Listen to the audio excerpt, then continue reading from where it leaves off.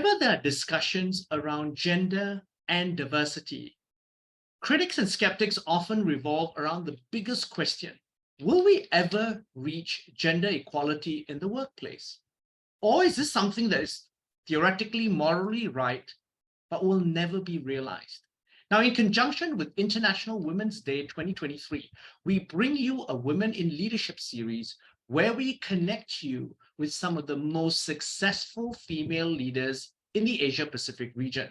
Now, to uncover the tenacity of each woman leader and how they've pushed boundaries and risen to the top of their respective industries. Now, today, our guest is Jill Macmurchy.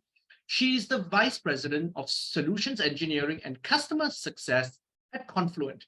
Confluent is creating the foundational platform for data in motion. Now, with its suite of solutions, organizations can harness the power of continuously flowing data to innovate and win in a modern digital world.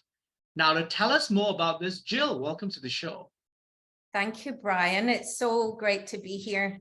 I'm absolutely delighted to be here talking about such an important topic today. Now, before we dive deeper into the topic of women in leadership, could you give us an overview of Confluent and its history? I can talk a little bit about that. So Confluent provides a cloud-native data streaming platform. And let me put that in context that everyone can understand. You know, nowadays, I think you'll agree, we are all phone obsessed. Yes. We spend our lives on our mobile phones, and we become so used to the type of customer experiences that we get through our mobile phone apps. You know, we used to, not that long ago, call up for a taxi or go into a bank branch to do a transaction. And now nearly all of that is done through mobile phone applications.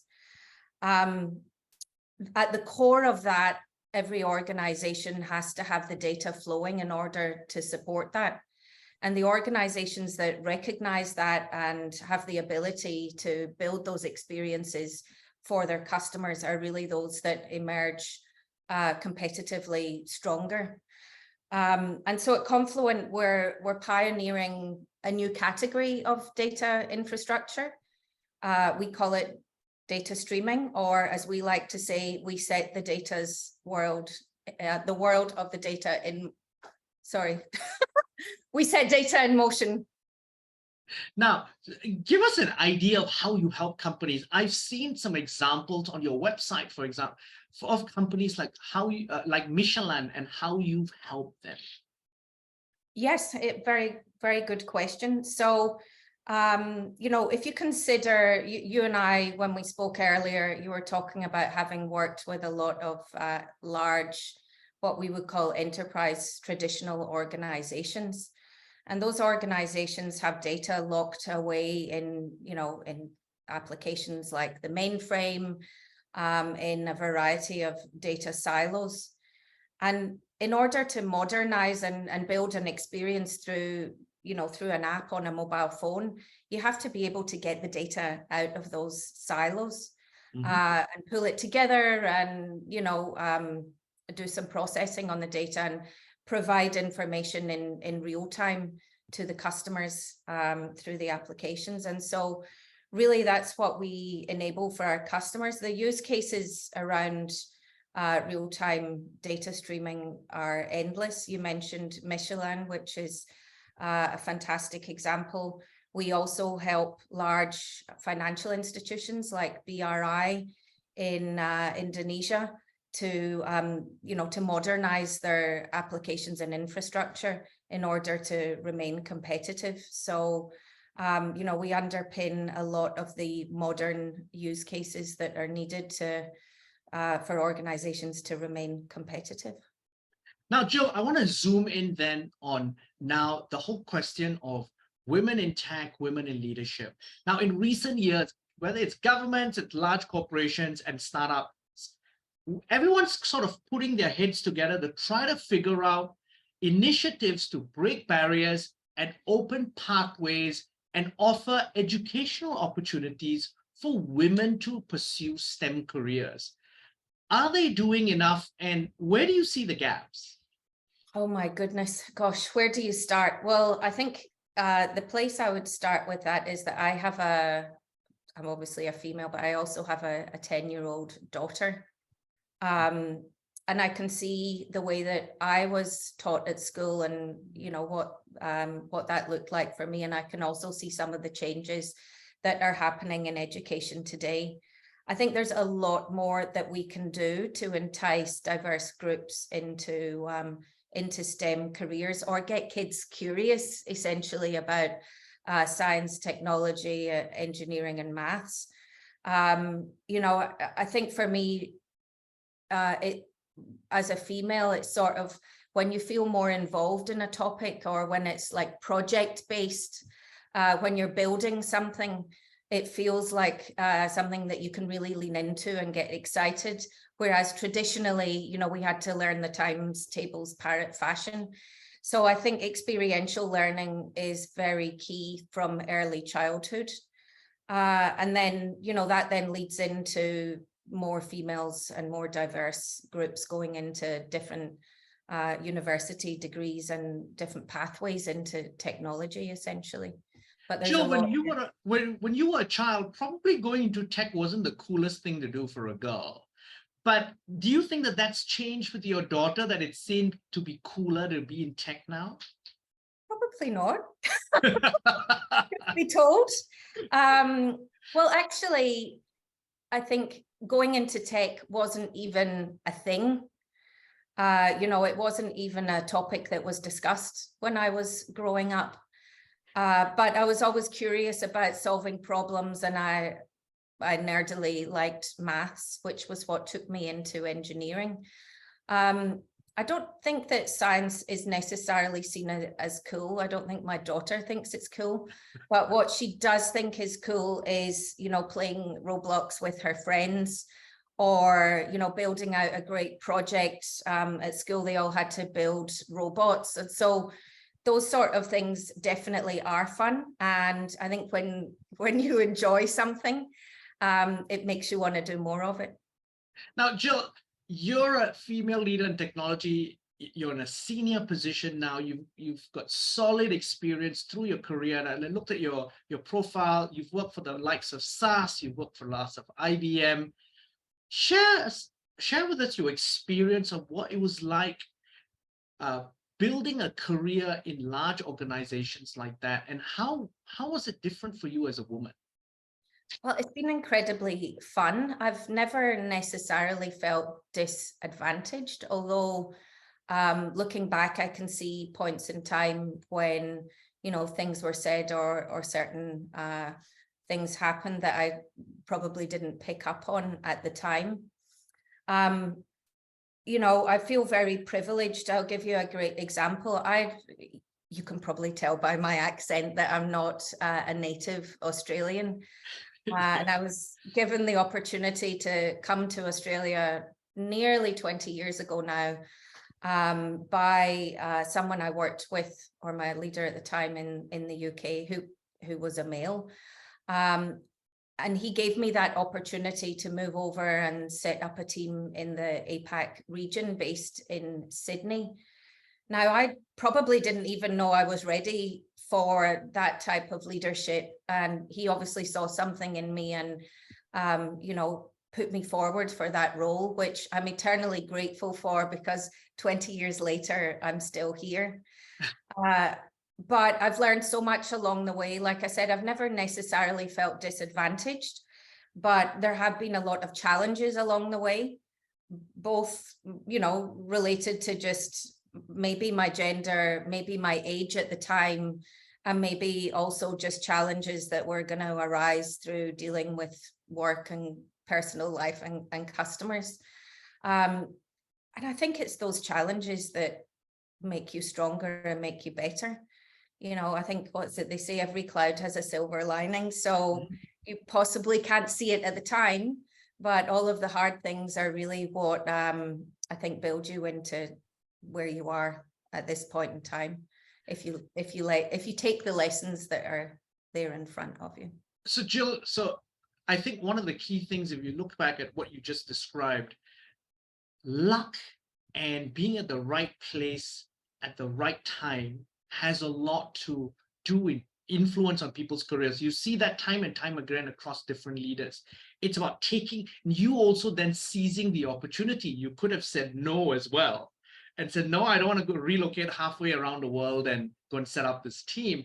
But so here lies the dilemma also within the tech industry itself. So the research conducted by UNESCO about 2 years ago said that 32% of the tech workforce in the Asia Pacific region are female, but that number shrinks dramatically to low single digits as we go right up to the top of the leadership roles and so forth.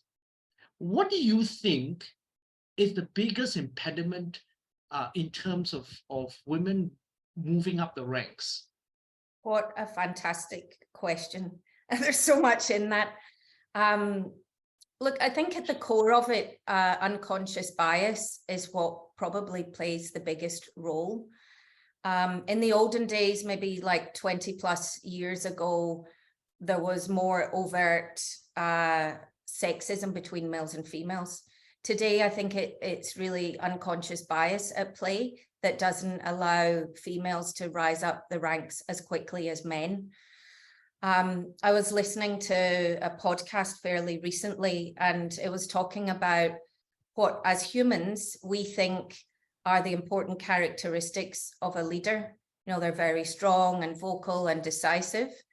And then what are the characteristics of being, you know, a female and a mother, and we're nurturing and kind.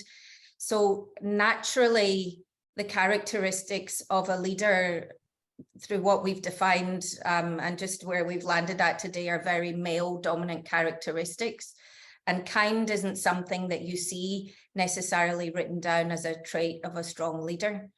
So I think starting to break that unconscious bias is really key and very, very difficult. Yeah, and I'm actually going to ask you a question if I may. Sure, go ahead, Jill, go ahead. Because through this podcast and other activities that you do, you also think this is really important, right, Brian? So absolutely. I'm curious to understand what drove you to start this Women in Leadership podcast. So actually, it stemmed from, again, my background, and also I think where I see women can add a lot of value. So I come from a background where my mother always worked, was a successful entrepreneur. My sisters have great careers. One's a UN diplomat, one's an APAC leader in marketing. So we've grown up in an environment where I didn't see the difference between a woman and a man. Even when I hire people, and I've worked in multinationals in my career, whether it's in technology, whether it's in executive search, which is what I did, I never saw a gender difference. It's whether you're a woman or a man, you should be paid the same as long as you're doing the same job. So it's very clear, and you should be measured by the same standards as well. There shouldn't be a lower standard for a woman, it should be exactly the same standards. And another reason why I'm so passionate about doing this is also as a person who's worked in executive search for over 20 years in my other business, Talent Search International.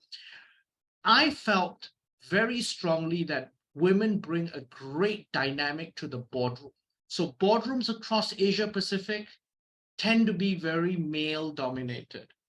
And women often come in and give not only a different, and you alluded to softer perspective, but sometimes also a more methodical perspective, a more data, you're from the data business, a more data-driven, more objective, more meticulous perspective to a boardroom. And I think that really helps organizations. So that's one of the reasons. A good question that you asked me that. These are the reasons why really I was pushed to do this show. Well, thank you very much for that from a female leader. I think it's really important that we have strong allies in men, and you're one of those, so I really appreciate it. Now, I want to ask you then about Confluent itself. What are its diversity, equity, and inclusion initiatives in the workplace? Yeah, so We have a number of what we fondly call them ERGs, but employee resource groups. And there's a growing number of those. The Women's Inclusion Network is one of them. Myself and our President of Field Operations, Erica, are co-sponsors on that particular resource group. And each of those resource groups has, they have sponsors within the business in senior leadership positions.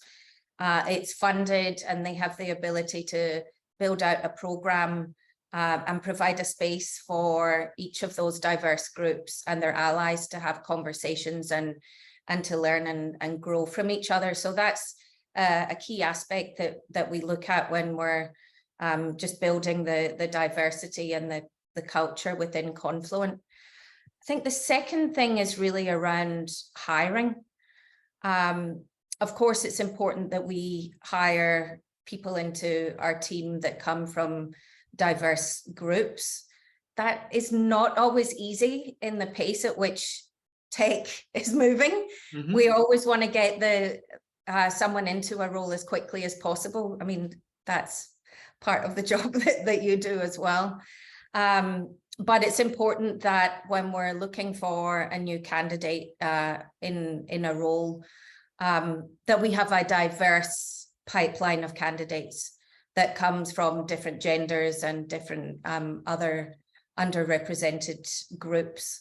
And then when we're going through the hiring process, it's important that the panel of interviewers is also diverse, that they're not just a set of, male leaders, for example, that there is diversity in each of those panels, and that that allows us to make a much more objective decision when we're hiring folks into the team. And Jill, actually, that's a very good point, that a lot of companies miss out, not consciously, it happens very subconsciously. The panels themselves need to be quite diverse. Now, if you're championing diversity, equity, and inclusion, and your panels are pretty much all male and all from maybe one or two markets or one or two ethnicities, there is an unconscious bias. And then sometimes also you don't pick out certain nuances from some certain nationalities and stuff like that. So you brought up a very good point around making sure that hiring panels are also very diverse from an ethnic standpoint, from a language standpoint, from a gender standpoint as well. Yeah, indeed. And also, we don't want to hire a team of people that fit the cookie cutter mold. You absolutely, or I certainly firmly believe that we need a team of different people that bring different thoughts and perspectives to the conversation. An interesting one for me as I get older is in bringing in, younger team members who are earlier in their career. I think that diversity of thought, particularly when we're talking about digital transformation and those people that have grown up within the digital era, it just brings a whole different perspective. And, as a business, we will be much stronger, and it will help us to drive results and drive innovation at the same time. Now, Jill, I want to ask you then to put some of your mentors and people you admire under the microscopes. Who are some leaders that you've admired as you've gone up the corporate ladder? And what were the traits that you admired about them? Yeah, that's a great question. And I think the people I admire come from different places in my life. So some of those people that you admire are, just globally known, might not be personally known to me. Someone like, Madeleine Albright, for example, who totally broke the mold of what it was to be a female politician. Others might come from, my family, like I grew up with, in a single parent family with my mum. And so she's been an amazing, similar to yourself, an amazing role model to me growing up. But in the workplace, I think what I really appreciate is someone who's there and willing to listen before they speak as a leader. I read an interesting article the other day, and I think it's called Hippos, where the highest paid person in the conversation is the one that holds the majority of the conversation. And I think that in itself is a missed opportunity. So as a leader, I really appreciate when others more senior to me sit back and listen to what I have to say. And that reminds me, as a person who likes to talk, that I also have to sometimes sit back and listen to what the team have to say and understand where they're coming from. And then I think the second piece that I have really appreciated, I mentioned it before, you know, someone pushed me out my comfort zone to move from London to Sydney. There have been many points in my career when I've been pushed out of my comfort zone. And I appreciate when a leader sees that in others. And so I really try and embody that myself. I look for people in my team or in other teams where they're displaying characteristics that we should really elevate, and maybe give them a project that pushes them a little bit outside their comfort zone. Now, Jill, what advice would you like to share with women who want a career, but at the same time really have to juggle the multiple roles of mother, wife, sometimes even caregiver to their parents? Yeah. Well, first of all, the challenge is real. And nobody's perfect. And,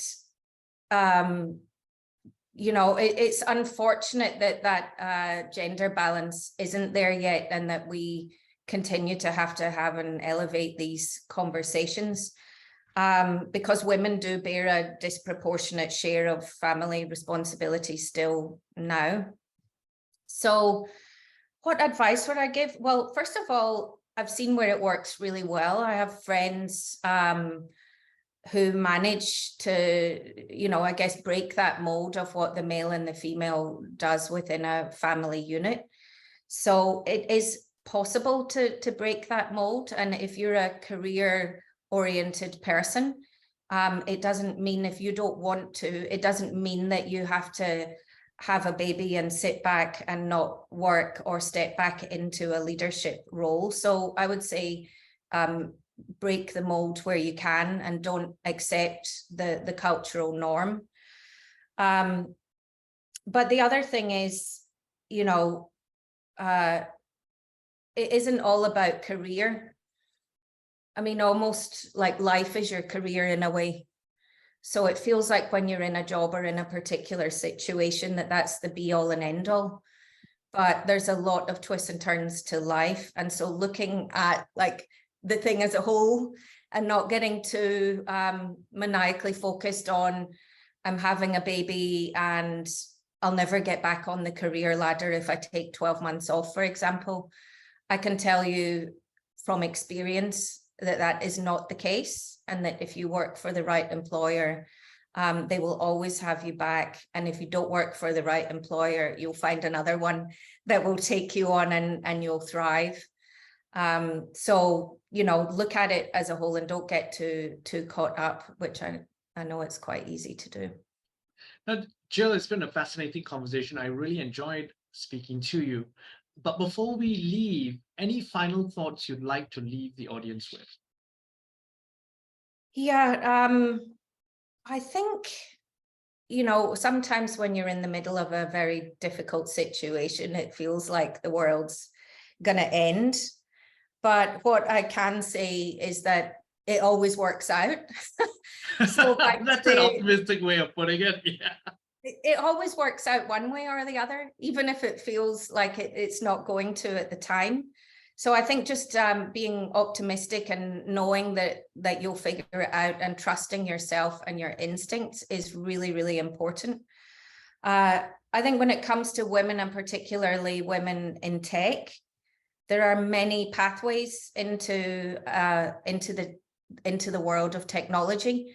And so I would explore those different pathways I would find a mentor or mentors as you work through your career, and don't feel like that you have to, constantly pick a role and then constantly move up within that.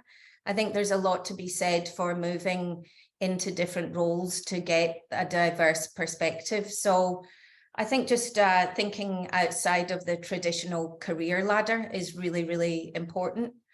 And finally, I think it's important to be kind and always, arrive at a conversation with empathy and thinking of the other person. I think Maya Angelou sums it up when she says, people will forget what you said and what you did, but they will never forget the way that you made them feel. And I think, we could learn a lot by being kind, and it will come back manyfold. Jill, thank you very much for coming on the show. Thank you for having me, Brian. It's been a pleasure. We've been speaking to Jill Macmurchy, the Vice President of Solutions Engineering and Customer Success at Confluent. I'm Brian Fernandez, and you've been watching and listening to BizTech's Women in Leadership show. This interview will be on our website, www.biztech.asia, as well as our social media platforms. It'll also be on our syndication partners, TV stations, radio stations, and websites. Thanks a lot for tuning in.